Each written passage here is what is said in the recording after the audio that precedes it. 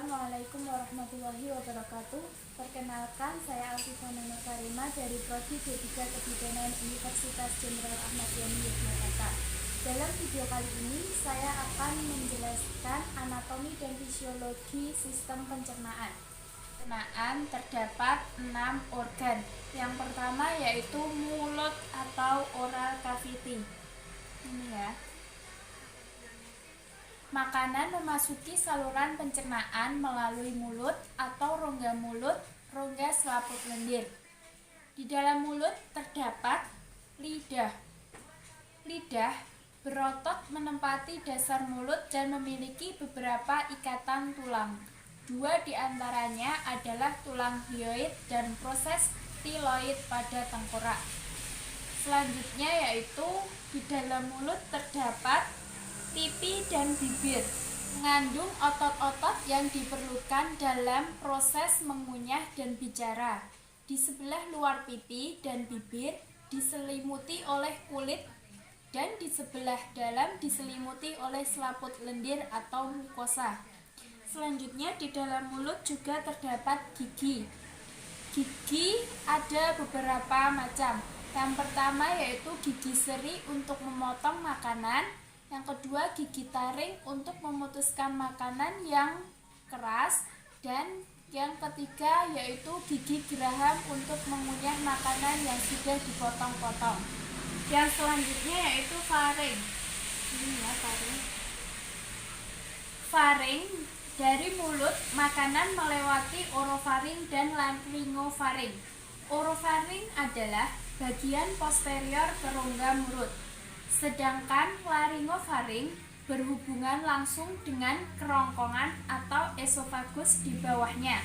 Keduanya merupakan jalan masuk untuk makanan, cairan, dan udara. Selanjutnya yaitu esofagus. Ini ya esofagus. Esofagus adalah yang menghubungkan tekak dengan lambung, yang letaknya di belakang trachea yang berukuran panjang kurang lebih 25 cm dan lebar 2 cm. Fungsi dari esofagus adalah menghantarkan bahan yang dimakan dari faring ke lambung, dan tiap-tiap ujung esofagus dilindungi oleh suatu sphincter yang berperan sebagai barir terhadap refleks isi lambung ke dalam esofagus. Selanjutnya yaitu abdomen. Di dalam abdomen terdapat beberapa organ. Yang pertama yaitu lambung. Lambung merupakan organ otot berongga yang besar yang letaknya di rongga perut atas sebelah kiri. Fungsi dari lambung yaitu yang pertama menampung makanan, menghancurkan dan menghaluskan oleh peristaltik lambung dan getah lambung. Yang kedua, getah cerna lambung yang dihasilkan adalah pepsin. Fungsi dari pepsin yaitu memecah putih telur menjadi asam amino atau albumin dan pepton. Selanjutnya yaitu asam garam atau HCl yang berfungsi mengasamkan makanan dan membuat suasana asam pada pepsinogen menjadi pepsin. Selanjutnya yaitu renin. Fungsinya sebagai ragi yang membekukan susu dan membentuk kasein dan dari karsinogen atau karsinogen dan protein susu. Selanjutnya yaitu lapisan lambung. Jumlahnya sedikit memecah lemak menjadi asam lemak yang merangsang sekresi getah lambung. Fungsi asam lambung sebagai pembuluh kuman atau racun yang masuk bersama makanan serta untuk mengasamkan makanan agar mudah dicerna. Selanjutnya yaitu usus halus. Ini ya usus halus.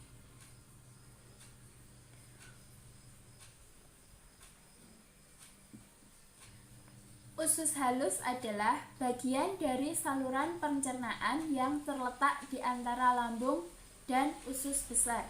Dinding usus kaya akan pembuluh darah yang mengangkut zat-zat yang diserap ke hati melalui vena porta. Dinding usus melepaskan lendir atau melumasi isi usus dan air. yang membantu melarutkan pecahan-pecahan makanan yang dicerna. Di dalam usus halus ini terdapat 3 usus. Yang pertama yaitu usus 12 jari atau duodenum, yang paling atas sendiri. Yang selanjutnya yaitu usus kosong atau jejunum. Jejunum di bawahnya usus duodenum.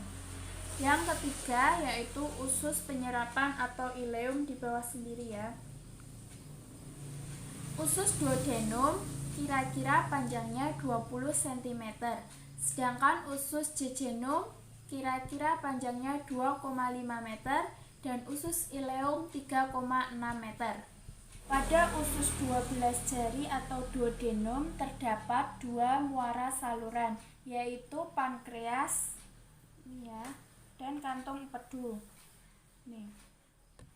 Selanjutnya, dalam jejunum atau usus kosong ini terjadi pencernaan secara kimiawi, dan pada ileum atau usus penyerapan berfungsi menyerap sari-sari makanan. Jadi ini menyerap sari-sari makanan, yang ini terjadi pencernaan secara kimiawi. Selanjutnya yaitu usus besar. Ini ya, usus besar.